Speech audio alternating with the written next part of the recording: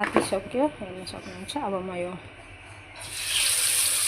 सबै ठेका हालेर बनाउँदैछु गाइस, हेर्न सक्नुहुन्छ। यो टमाटर नपाकुन्जेलसम्म टमाटरलाई पकाउनु पर्ने हुन्छ गाइस। टमाटर पाकेको छैन, अब पकाउनुपर्छ टमाटरले चाहिँ।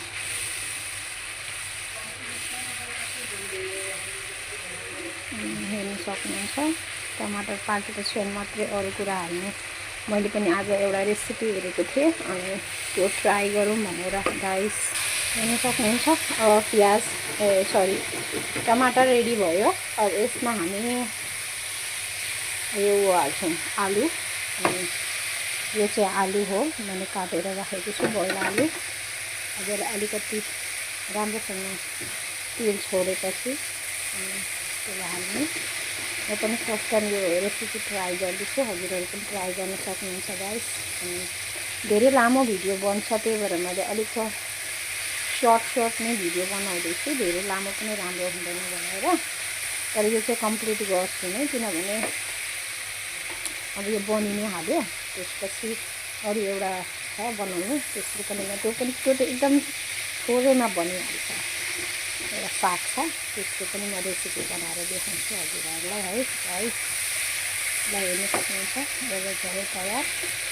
यसमा आलु हालिदियो, कस्तो लाग्छ हेरौँ, बनाएर ट्राई गरौँला गाइस। यो त धेरै राम्रो लाग्दैछ कलर चाहिँ।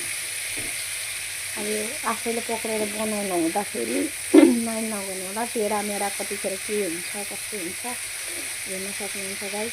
अब यो मेरो बन्न लाग्यो, अलिकति भुट्नुपर्छ आलु, नभए आलुको पेस्ट काँचो आउँछ, भुट्नुपर्छ आलुलाई चाहिँ। यो चाहिँ अलिक मैले लामै भिडियो बनाउँदैछु गाइस। हेर्नुहोस्, 2टा पिसहरू मात्र बनाउँछु, धेरै लामो पिसो हाल्नै सकिन्न। आज बनाएर 3 दिनपछि हालिन्छ गाइस। मेरो गला पनि अलिकति ठिक छैन, त्यही भएर आवाज पनि त्यसमा माइन्ड नगर्नु होला र प्लिज हेर्नु होला राम्रोसँगले यो भिडियो। हेर्न सक्नुहुन्छ आजको रेसिपी आलुको। यो चाहिँ खासै भनेको नेपाली रेसिपी हो, नेपालकै हो। मैले बनाउन आज हिजो इन्स्टाग्राममा आइरहेको थियो, त्यो मैले सोचेँ हेरेर मलाई खाउँ लाग्यो, बनाऊँ।